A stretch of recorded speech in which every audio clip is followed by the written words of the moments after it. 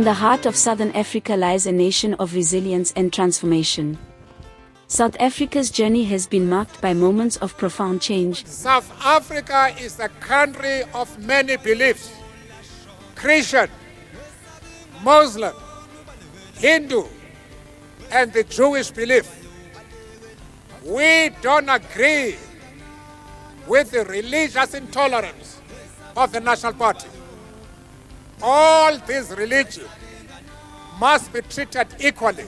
And we ask a mandate in this election, and that is a mandate, an order from you who will be voting for us, that never again on 1 inch of the soil of the Republic of South Africa will there ever be racial discrimination again.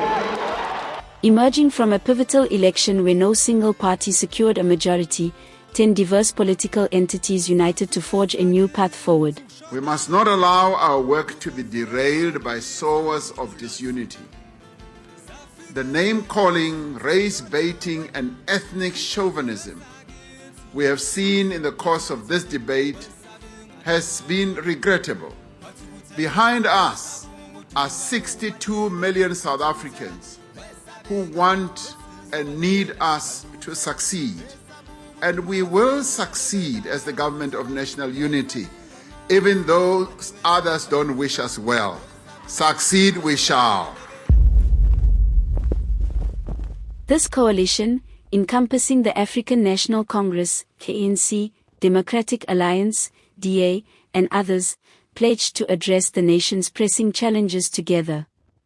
The South African economy grew by 0.6% in the fourth quarter of 2024. That's actually a recovery from the previous quarter, because in the previous 3 months it was a decline of around 0.1%. Now, the expansion or that rise did fall short, though, of that 0.9% that was predicted initially. But it was enough to prevent the country from entering any kind of recession. 3 sectors primarily showed positive growth. It was agriculture, finance, and trade. Those 3 led the way. Economically, the GNU's inception heralded a period of cautious optimism. Investor confidence saw an uptick, with the South African rand stabilizing at levels not witnessed in nearly a decade. Now, South Africa's rand has started the year on a positive note after a volatile end to 2024.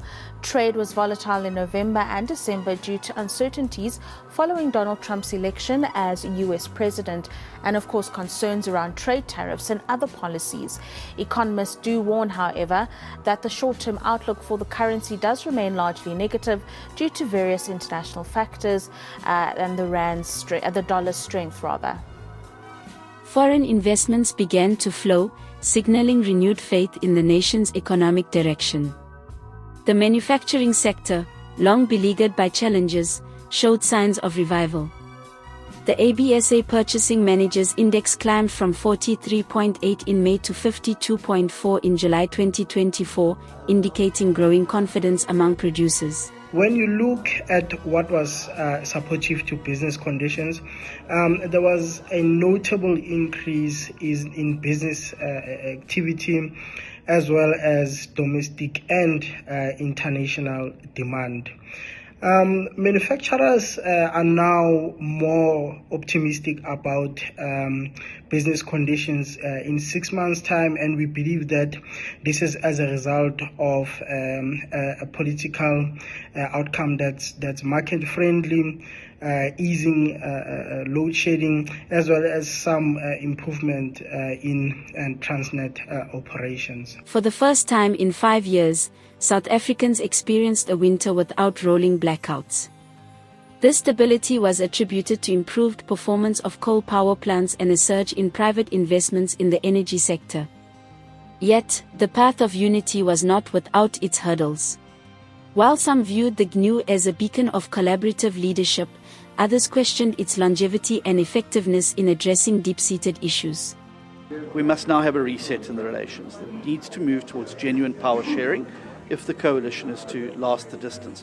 The Expropriation Act, which the President signed into law last Thursday, allows for the expropriation of land or property in the public interest, provided that fair compensation is given to the landowners. The DA is moving ahead with its plan to challenge the act in court. There are several issues within the act that they believe is unconstitutional. We will now from our side take this to court. We have instructed our legal team to draft the papers that is required for us challenging this in court.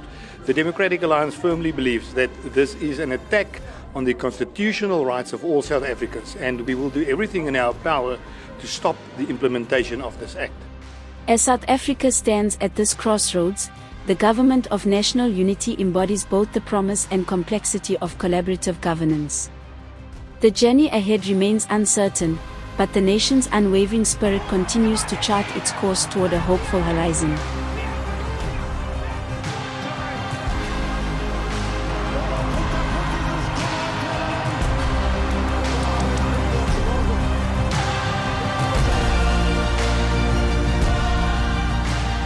South Africans need a government that creates an environment where every citizen can achieve their full potential and enjoy equality of opportunity. A government that serves the people, not itself. A government that values merit, not political connections.